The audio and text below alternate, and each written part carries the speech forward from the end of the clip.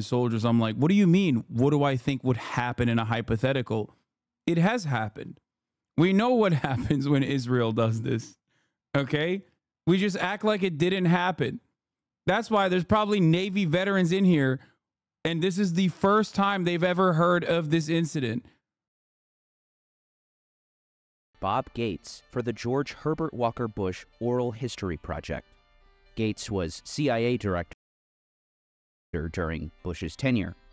These were eventful years, and so the men spoke of the Soviet Union, Yugoslavia, Somalia, German reunification. A fascinating insider perspective into the first Bush White House. An enemy to Israel. Amid the interview, historian H. William Brands asks the old spy chief a question many were doubtless curious to know. Was there anybody that George Bush actively disliked? Shamir.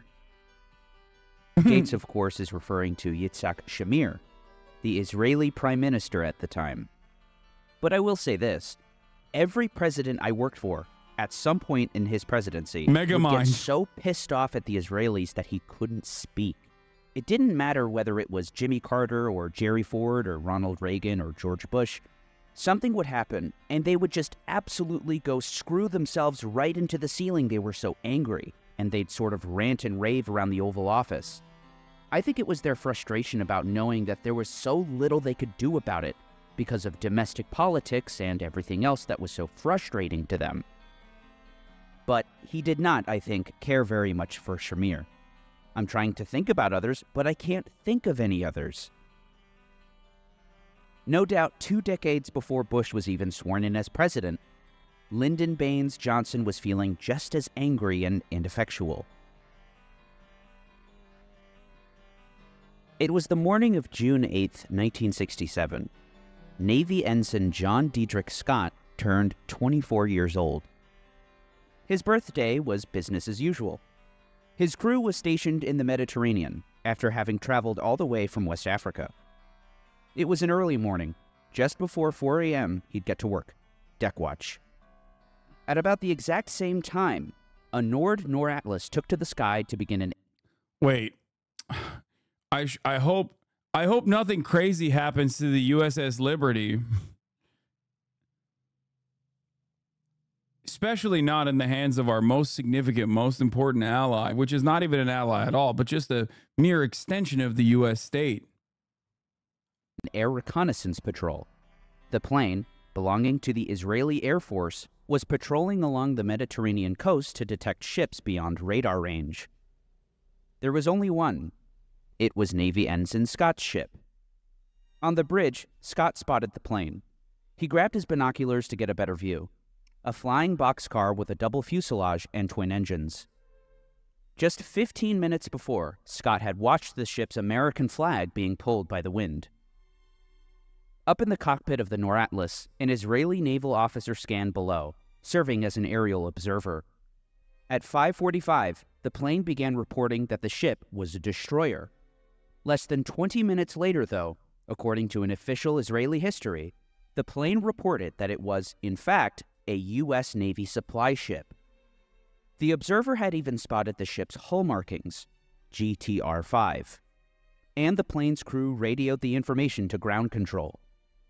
Upon landing, the observer was debriefed by a Lieutenant Commander Pinchasi of Air Command, after which, according to an official Israeli inquiry, the identification of the ship was determined to be the U.S. Navy ship Liberty. Hi, my name is GDF, and you can probably tell by the direction that this video is going in that I'm not very advertiser-friendly. For that reason, I rely completely on my patrons, subscribers, and donations. Hours before the attack, Israel knew not only that an American ship sailed nearby, but that it was the spy ship Liberty. Aboard the USS Liberty was a signals intelligence and cryptology command called the Naval Security Group, an organization which reported to the National Security Agency, the NSA. It was a spy ship. Yeah, for the NSA. The problem is it was spying at the behest of the Israeli government. It's not like it's I mean, there's no world in which like blowing up that ship is allowed or correct. It's just extra funny that they did it, even though they are allies. NSA. Oh, fuck. I just gave you spoilers. God damn it. Outfitted with 45 towering antennas and a satellite dish on the ship's stern, which bounced messages off the moon to Washington, the ship's true mission was a poorly kept secret. Ugliest ship in the Navy and the most unusual, and therefore the easiest of all ships to recognize. The ship's captain, William McGonigal, would later testify that the configuration of the ship with unusual mast antennae arrangements had resulted in some surveillance from the Southwest African countries during its first 2 deployments. Its usual stomping grounds. African art and masks decorated the ship's walls. Summer 1967 was supposed to entail steaming off to Angola, Liberia, and Gabon. From the port of Abidjan, however, the ship received new marching orders. Late spring saw things heat up rapidly in the Middle East. Egypt and Israel appeared ever closer to war. The ship was now to sail towards Spain, and finally, off of the Sinai Peninsula. It was here that the Liberty was to listen in on communications flying between the warring parties of the ensuing 6-day war. Each day, beginning with Israel's preemptive attack on Egypt, the Liberty was sending a steady stream of updates back to Washington about Israel's capturing the Sinai and the West Bank, including the Old City of Jerusalem, in just the first 3 days. The ship was very much not a battleship, and as we shall see, almost completely defenseless. The Liberty carried no cannons and was armed with 4 Browning 50 caliber machine guns. The ship's 4-page gunnery doctrine declared the mounted gun's primary function was to repel boarders, not shoot down fighters. The ship's infirmary was, in turn, not outfitted for war zones.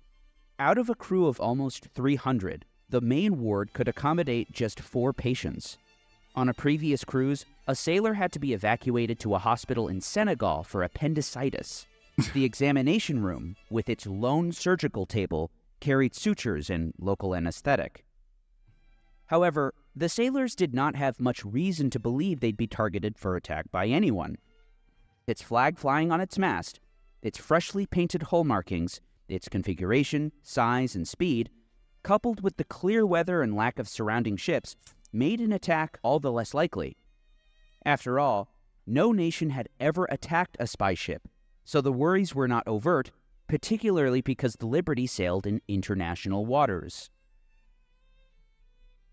Navy Ensign Scott still had eyes on the plane, and even shot 4 photos with a 35mm camera. The plane circled around several times, then took off in a true direction toward Tel Aviv. A single jet aircraft circled the ship at 8:50. 2 more jets circled 3 times at 10:30. 11 a.m. another plane circled. More planes came at 11:30, 11:45, 12:20, and 12:45.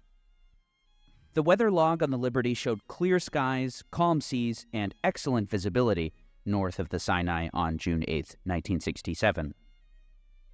The calm preceded a vicious storm.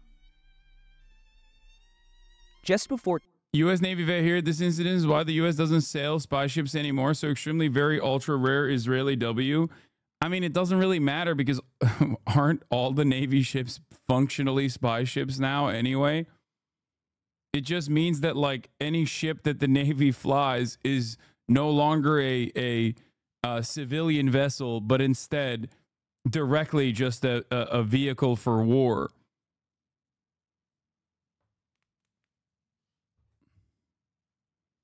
We use submarines for that now. We did that / do that, I promise.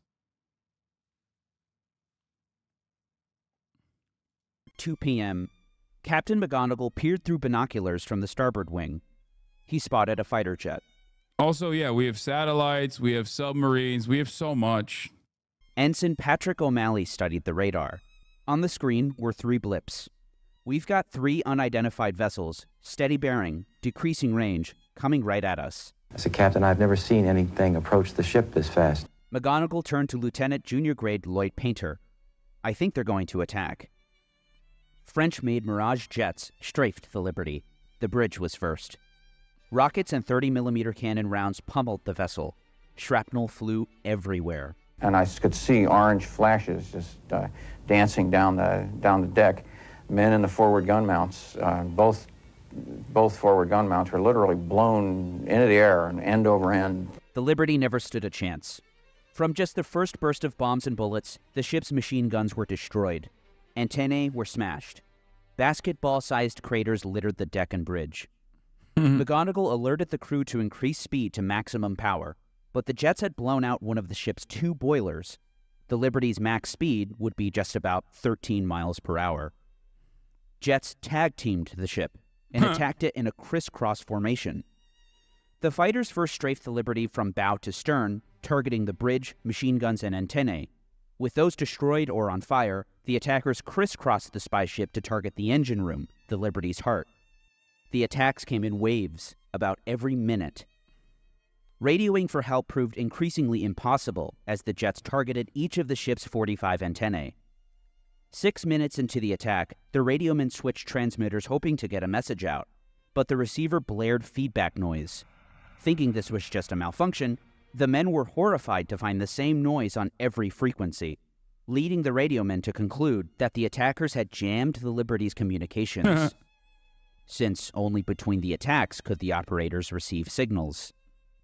The Mirage fighters were just the beginning. The second phase of the attack saw the fighters replaced by Mystère bombers armed with napalm. Burning at 3,000 degrees, the explosion sent smoke barreling through the bridge. Bits of flaming jelly charred walls and blistered paint. Fuel barrels caught fire and sent more smoke in the air. Wait, who carried out this attack? Nobody knows. Israel, man. Israel did. Israel blew up USS Liberty. What do you mean? Oh, who could have done this? Unloading their payloads, Israel. The bombers too vanished. There was now another calm in the skies, though not aboard the Liberty. Imagine if any other country did this. Brother, I don't have to imagine. I can tell you that part of the reason why we escalated conflict in Vietnam was because of a fake incident on a Marine vessel, a U.S. marked Marine vessel. Like, we have literally in the past used an attack on a ship, an American ship, to literally say we're going to go to war with a country.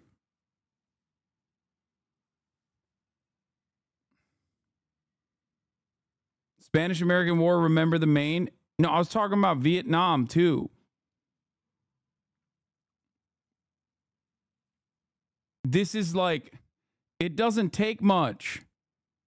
It doesn't take much for America to be like, oh, dude, yeah, I can't believe you shot at our vessel.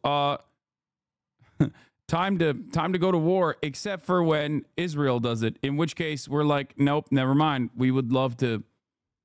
We loved it, sir. Thank you so much. Please give us more.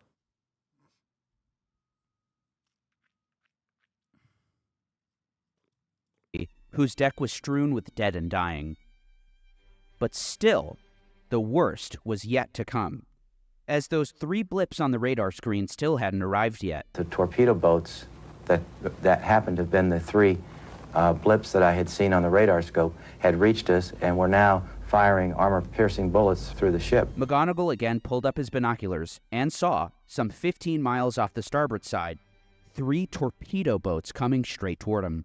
The skipper ordered new men to replace the dead ones at the 50 cals, and a new American flag raised to replace the one knocked down by the jets. They grabbed the largest one they had, 7 by 13 feet, and pulled it up the mast at 2:26 p.m.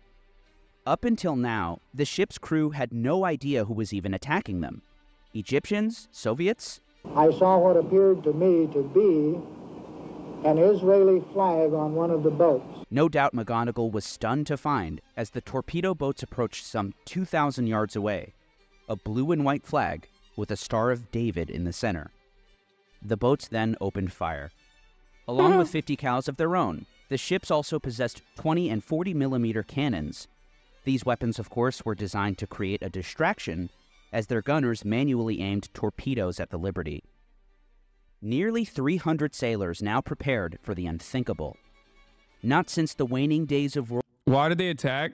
They thought it was Hamas. World War II, No, I'm and kidding. before many of the Liberty's crew members were even born, had another nation torpedoed an American ship.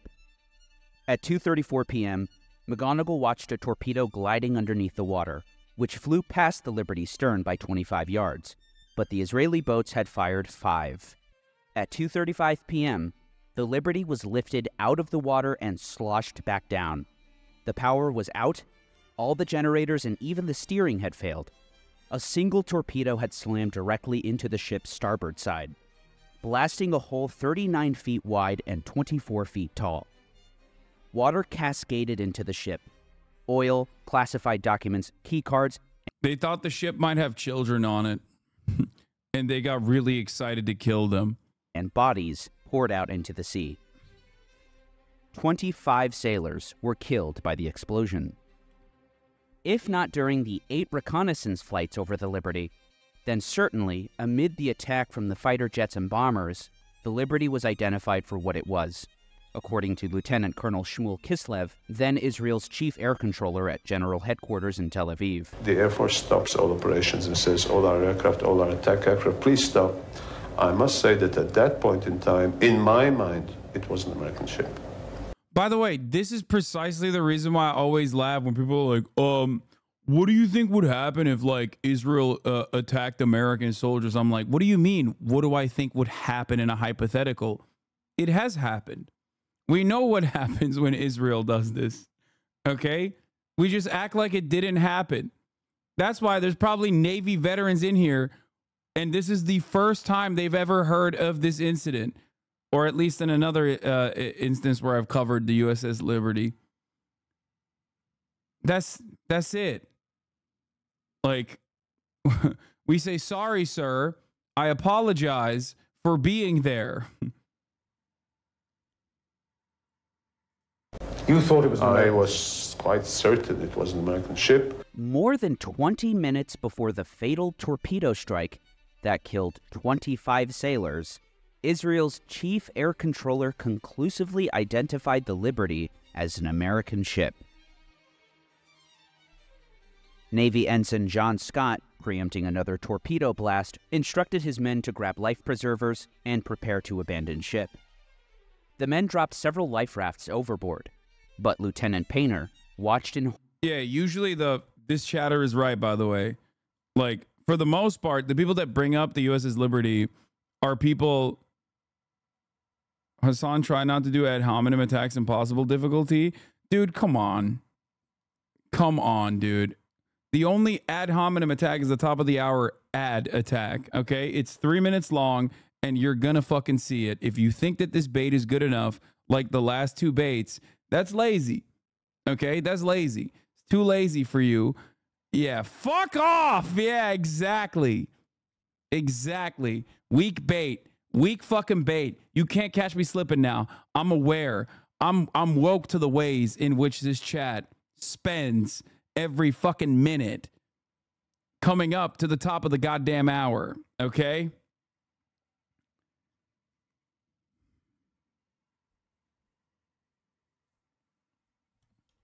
Yeah, I'm awake now. I'm wide awake. I've grown. Yeah, your baits have gotten me stronger. I'm stronger and better than before. Weak baits will get you nowhere. Okay? At the top of the hour, however, you'll see a 3-minute ad break unless you subscribe for $5 or for free with a Twitch Prime by connecting your Amazon Prime account to your Twitch account. You get 1 free Prime subscription a month. There's a 3-minute ad break now. Horror as one of the torpedo boats zoomed past and machine-gunned the rubber rafts. The torpedo boats continued to rain shells Lily the Chaos God, thank you for the 5. Get the subs. and armor-piercing 50 caliber rounds at the ship. Finally, the firing stopped. One of the torpedo boats approached to about 500 yards away from the Liberty.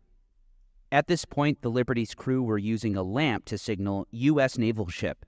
Bizarrely, the torpedo boat signaled back, "Do you need help?" "No," they replied. Do you want us to stand by? No, thank you, they replied, followed by the last communication from the Israeli vessel. Good luck. It was still morning in Washington. At 11:04 a.m., President Is this why right-wingers hate learning, especially history? Because then we find out these truths? No, right-wingers love the USS Liberty. Nazis fucking talk about it all the time. Nazis who are anti-Semitic, and that is the reason why they hate Israel, because they're jealous that Israel gets to have an ethno-state for Jewish people, and they don't get to have a white ethno-state for white people in America, who just hate Jewish people because they think that all of the Hitlerian arguments are real. Those freaks love talking about USS Liberty because it's like it is a very clear, shameful moment.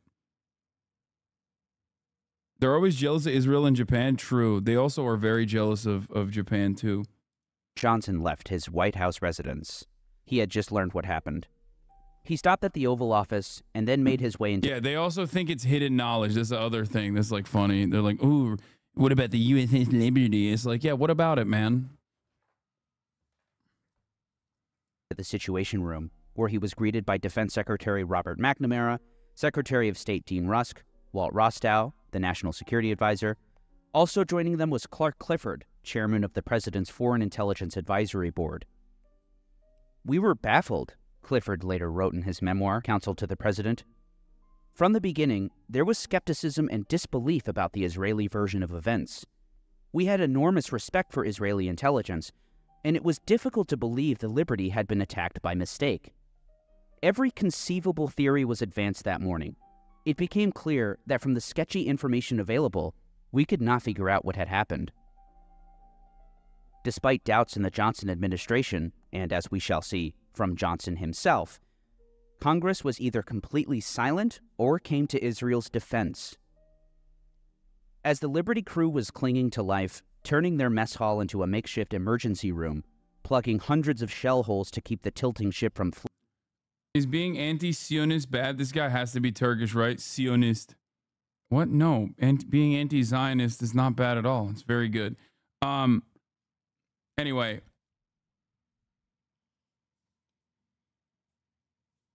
The thing I was going to say is that at the time, we should have glassed Israel over this? Fuck no. Are you kidding me? Are you kidding me, dude? Israel was an incredibly important ally in a region where we had a lot of interest and very real fears that all of the other anti-Israel countries were going to align with the USSR.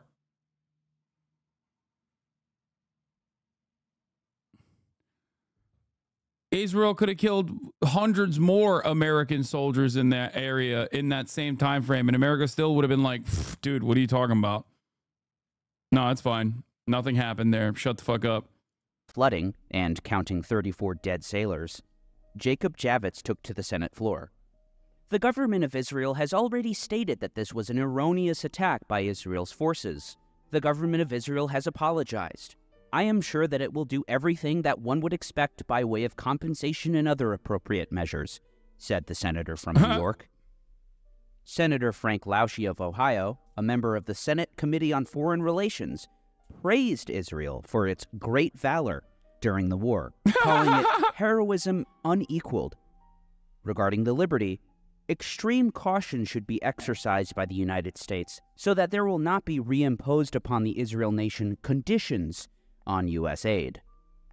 Abraham Ribicoff, senator from Connecticut, spoke solemnly of the tragic loss of life on board the USS Liberty, the subject of armed attack, but not before gushing, with dedication, courage, and heart, the Israeli people have fought a remarkable fight.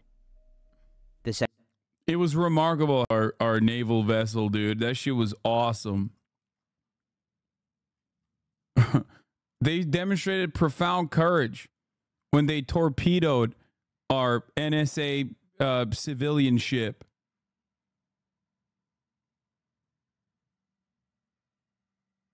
You don't understand.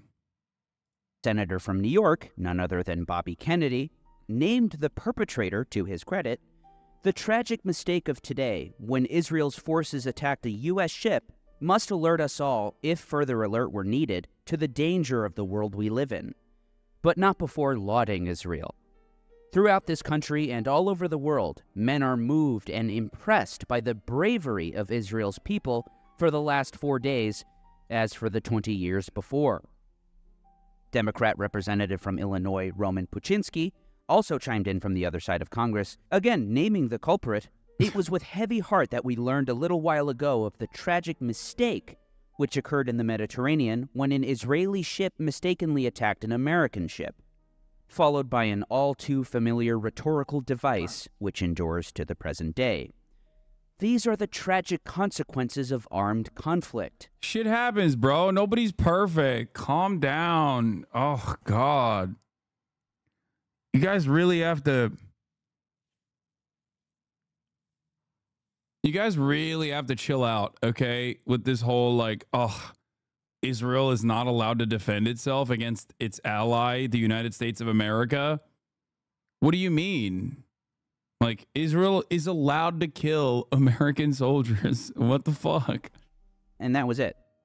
Sure, more than 24 law. Did AIPAC exist at the time? What the fuck? Why are the congressmen so cucked? Okay. Couple different things. AIPAC did not exist at the time because it was called something else, and ironically enough, JFK wanted to actually change the consideration of, I forget what its prior name was called, but JFK at the time wanted to change it, change its classification to a foreign lobby, which it should be. But having said that, one thing you have to remember, it's not just AIPAC, okay? It's not. AIPAC giving dollary dues to American congressmen is not the reason why these guys were dick riding Israel into oblivion, okay?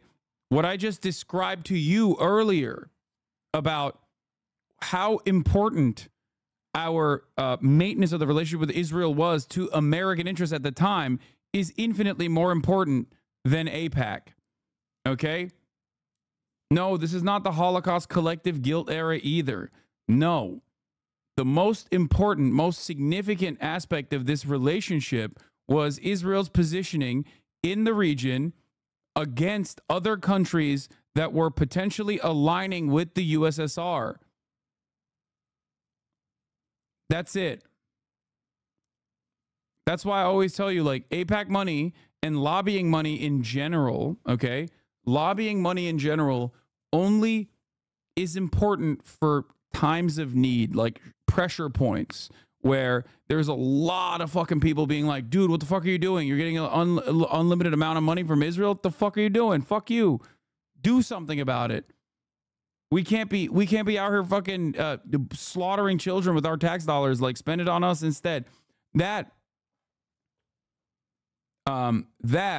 is when AIPAC money comes into play. That is when the NRA money comes into play in times of political turmoil, when there is too much public demand. That's when you remember who's buttering your bread.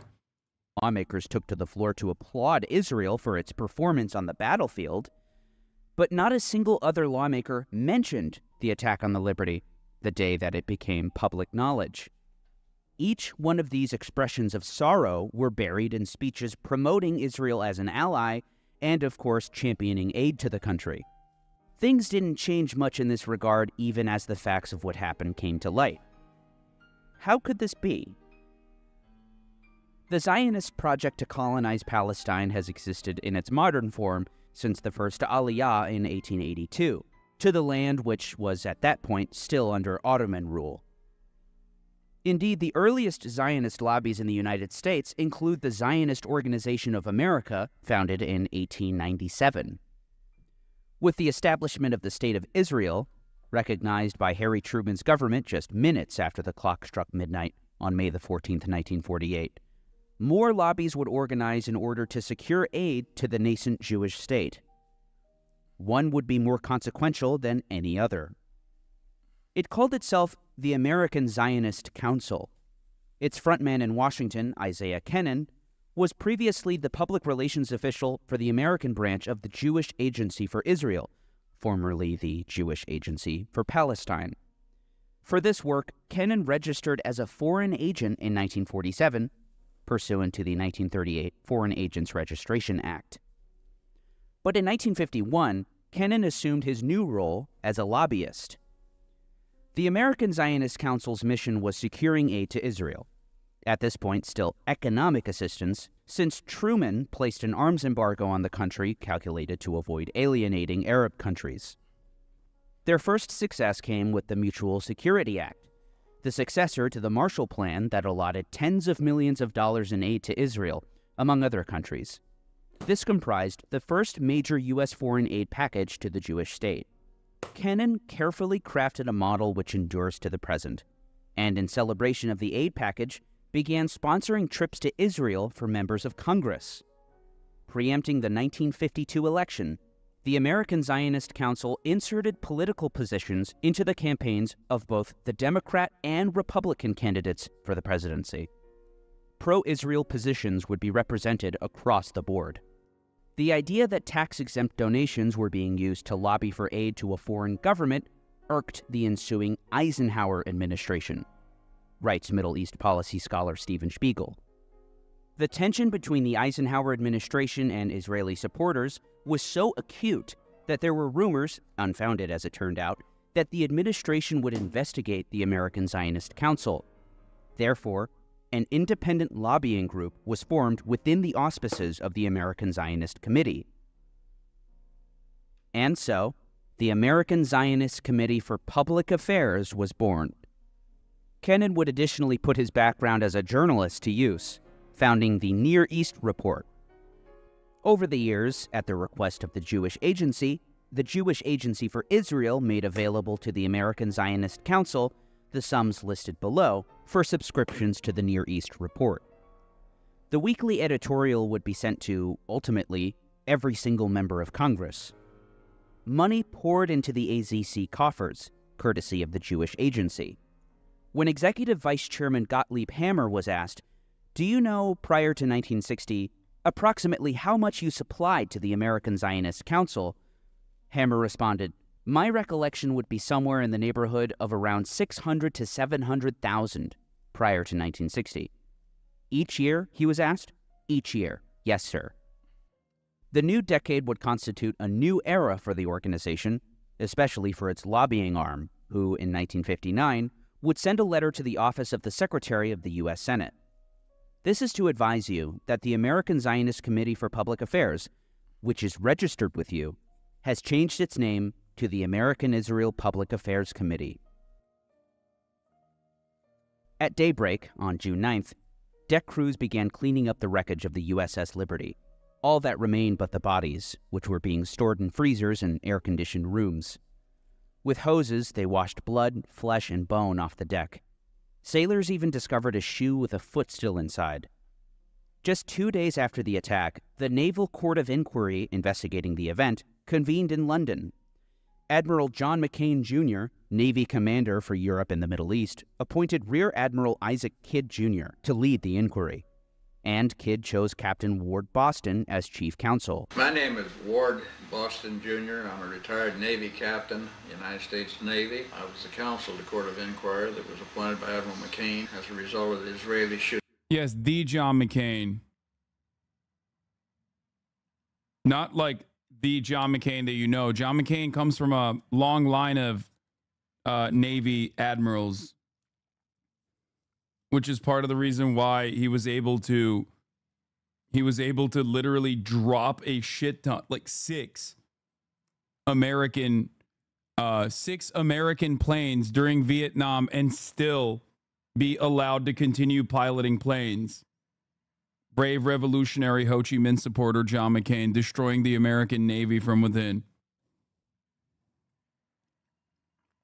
Shooting up the USS Liberty on 8 June 1967. Their report was completed by the end of the month.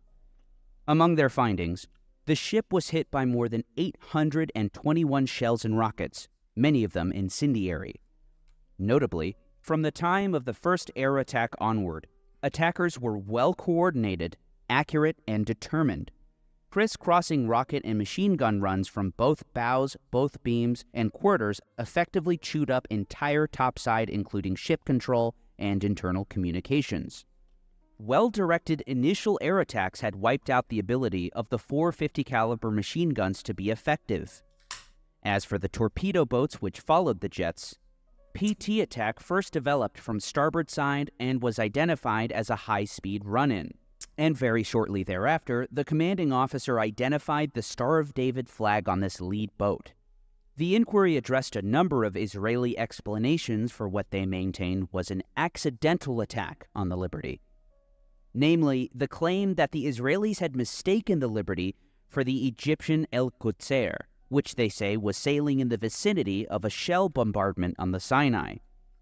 Navy investigators called this resemblance highly superficial, saying El Qudsr is less than half the size and lacks the elaborate antenna array and distinctive hull markings of Liberty. The location of the superstructure island, a primary recognition feature of merchant-type ships, is widely different.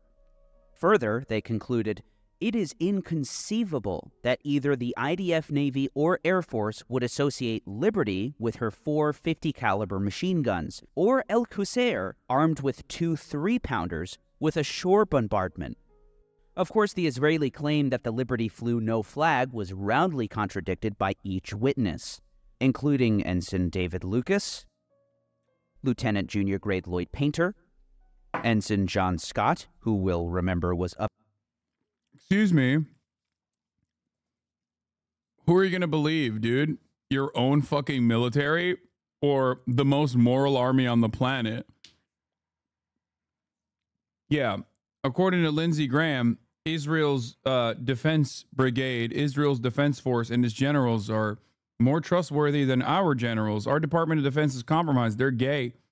Israel, not gay. Up at dawn for deck watch, Lieutenant George Golden, RMC Wayne Smith, and of course, none other than the captain, McGonigal himself. Despite these findings, the report concluded that available evidence combines to indicate the attack on Liberty on June 8th was in fact a case of mistaken identity. The findings of the report were made in limitations, which would be described in detail in a searing confession by the chief investigators themselves years later. Projections for the 1960s looked promising for the American Zionist Council, and their expenditures for 1962 to 1963 would constitute a media blitz, including a cultivation of editors, TV and radio interviews, positive articles in the Christian press and in academic journals, seminars in universities, distribution of books to libraries, monitoring of Arabs, among other initiatives. But the ambitious American Zionist Council would be cut short in their prime. Or would they? The AZC had caught the attention of the powerful Democrat senator from Arkansas, the chair of the Senate Foreign Relations Committee, James William Fulbright. Beginning in 1961, the Senate committee would charter an investigation into the nature and extent of efforts of foreign governments to influence the content and direction of United States foreign policy. Fulbright wasn't alone in his concerns. In late 1962, Assistant Attorney General J. Walter Yeagley informed his boss, Robert F. Kennedy, that we are soliciting next week the registration of the American Zionist Council under the Foreign Agents Registration Act, since it was reported that the council received over $32,000 in subventions and over $11,000 as a special grant from the American section of the Jewish Agency for Israel. Under the Act, the receipt of such funds from the Jewish Agency constitutes the council an agent of a foreign principal. Shortly thereafter, Mr. Yeagley, on behalf of the Department of Justice, orders the American Zionist Council to register as an agent of a foreign government. Less than 2 months later, 6 weeks to be exact, the American Israel Public Affairs Committee severs itself from the AZC to become its own corporation. However, AIPAC would not register as a foreign agent, despite taking over the entire American Zionist Council's operations. The Fulbright investigation culminates in hearings later in the year, where it is revealed that the Jewish Agency from January 1, 1955 through December 31, 1962 made payments totaling $5,100,000 to the American Zionist Council to carry on activities within the United States. Through its failure to require itemization, the Department of Justice and, therefore, the public was unaware of the public relations activities in the interest of Israel carried on within the United States by the agency. It wasn't until the year 2004 when an aging Ward Boston, the senior legal counsel to the Navy Court of Inquiry into the Liberty attack, gave in to his guilty conscience. In a sworn affidavit that was inserted into the congressional record, Boston told all. For more than 30 years, I have remained silent on the topic of USS Liberty. However, recent attempts to rewrite history compel me to share the truth. Boston describes how he was assigned to the job while serving as a captain in the Judge Advocate General Corps. He goes on to list the flaws in the investigation. The late Admiral Isaac Kidd, president of the court, and I were given only 1 week to gather evidence for the Navy's official investigation into the attack, despite the fact that we both had estimated that a proper court of inquiry into an attack of this magnitude would take at least 6 months. Despite these limitations, the pair were able to acquire damning evidence, much of which we went over earlier. The evidence was clear. Both Admiral Kidd and I believed with certainty that this attack, which killed 34 American sailors and injured 172, was a deliberate effort to sink an American ship and murder its entire crew.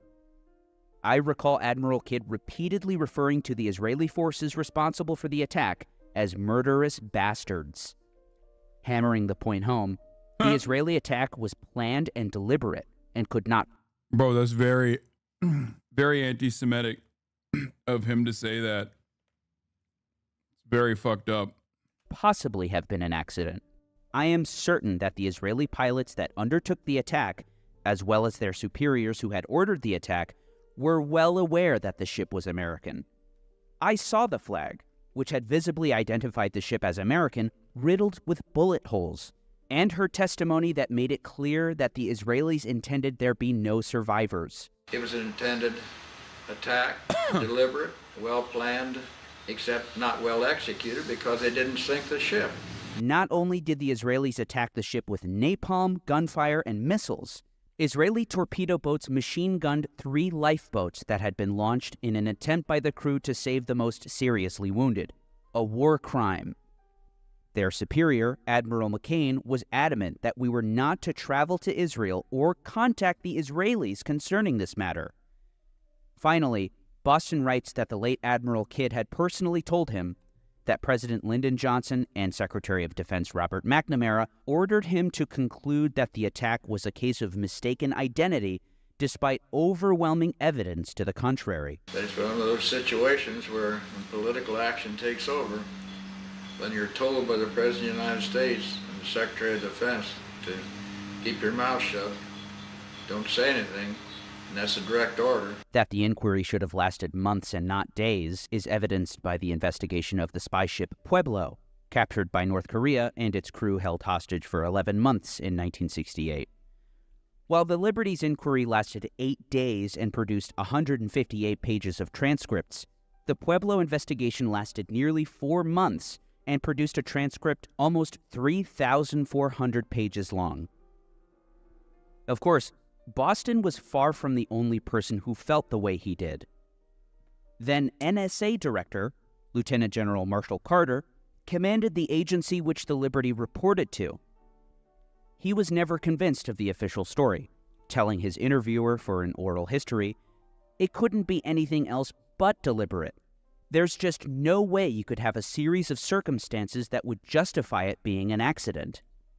So said his Deputy Director of Operations, Oliver Kirby. One shot would be an accident or even one torpedo, but there was damage from all directions. We knew it was deliberate. It was very well planned, premeditated. They knew exactly what they were doing. Assistant Deputy Director of Operations, Brigadier General John Morrison Jr., concurred. We just couldn't believe that. We knew what the Liberty stood for. We knew what it looked like. It was not a small ship. It was a large ship. They, being a bright bunch of folks, we had to believe that they knew. They saw the silhouette of the ship. They knew when they looked at it what it was. Our flag was flying. Thomas L. Hughes directed the State Department's own intelligence agency, the Bureau of Intelligence and Research. In 6 strafing runs, it appears remarkable that none of the aircraft pilots identified the vessel as American. He'd type in a memo to Acting Secretary of State Nicholas Katzenbach 5 days after the attack.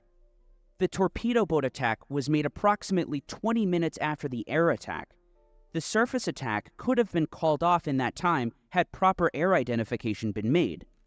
Liberty crew members were able to identify and record the whole number of one of the small, fast-moving torpedo boats during the 2 minutes that elapsed between their attack run and the launching of the first torpedo. Commanders apparently failed to identify the much larger and more easily identifiable Liberty at 11,000 tons, 455 feet long, large identification numbers on hull. Granville Austin was director of the Near East and South Asia office at the Bureau of Intelligence and Research, making him a centrally placed official for intelligence on the attack. Everybody knew it wasn't an accident. They knew damn well what it was. That it was an accident, of course, was nonsense. At CIA as well, doubts persisted and permeated through the highest levels. An official CIA history of Director Richard Helms's tenure, which included the attack on the Liberty, reads, "Although Israeli authorities in Tel Aviv immediately apologized for the grievous accident, many informed Americans soon came to believe that the assault had been anything but accidental. CIA initially resisted this judgment, but the cumulative weight of the evidence rapidly undermined this position."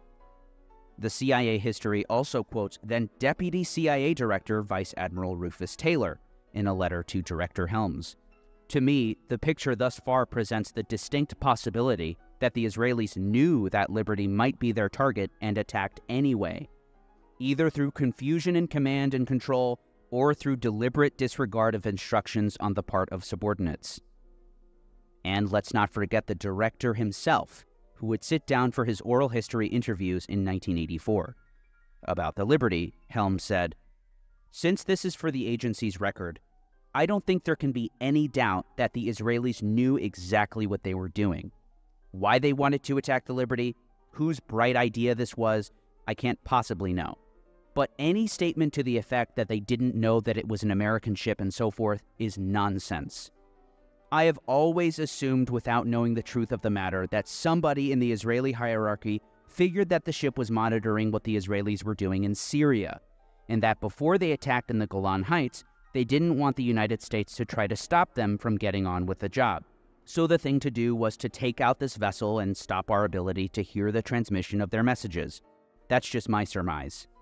A conversation followed by pages and pages of redactions. President Johnson himself reportedly fumed.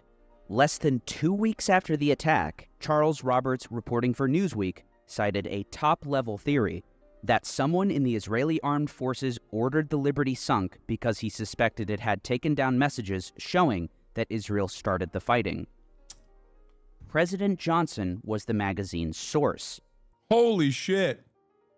In a seemingly logic-defying twist of fate, the period following June 8, 1967, would be precisely the moment that the real sea change took place in terms of the absolute amount of U.S. aid to Israel. The efforts of the lobby to stifle dissenting views in Congress and to push for the lifting of the arms embargo began to bear fruit. Indeed, just months after the Liberty attack, and with all that had come to light about it, that lobby began pressuring the new Special Assistant for National Security, Walt Rostow, who proved more susceptible to these pressures, and the embargo was lifted. A lobby, as we've seen, that was an entirely foreign creation, set up and seed-funded to advance Israel's interests at the expense of the United States.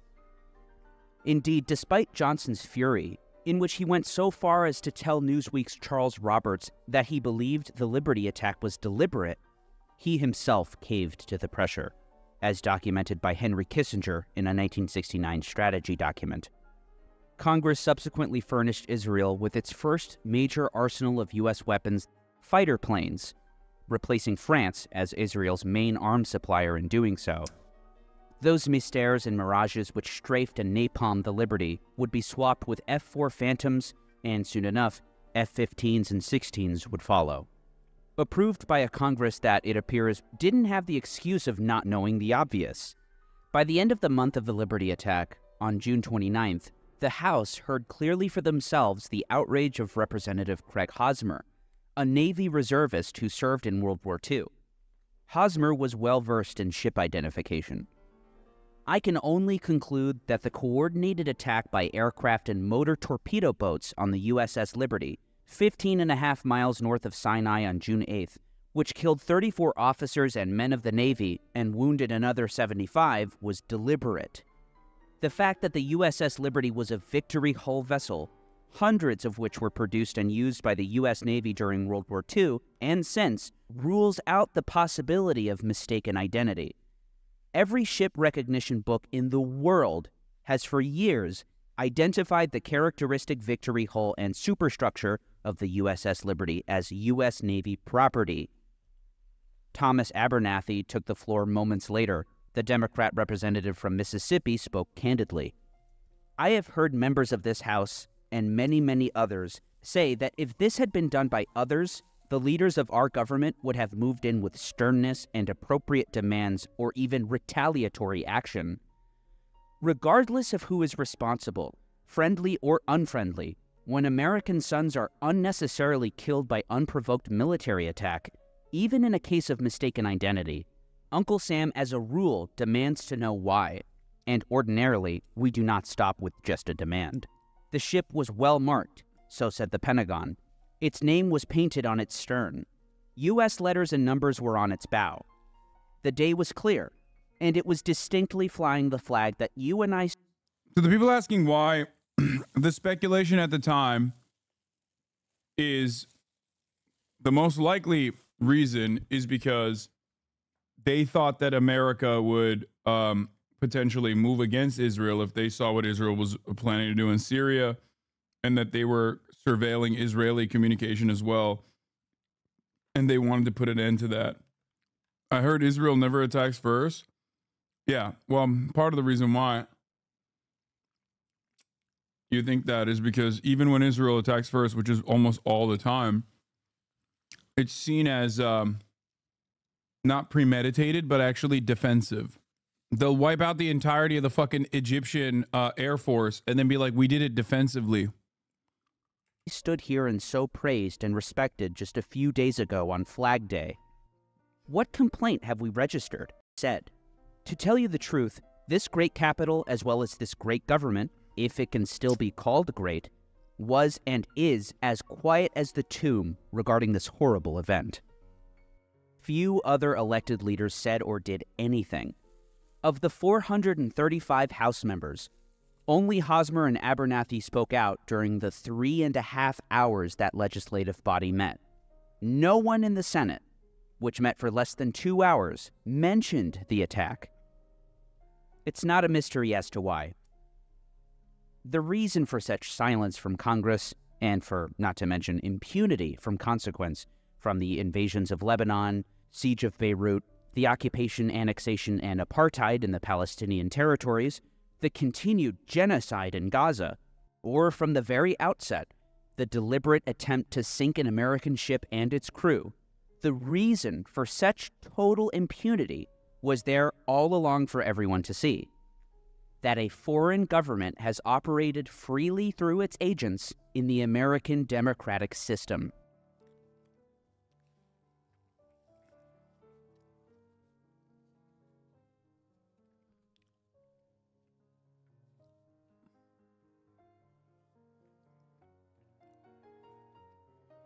When I was a kid, we were taught that Israel never attacks first and that the 6-Day War was preemptive defense. Yeah, but like, think about that. Preemptive defense seems odd, no? Don't you think?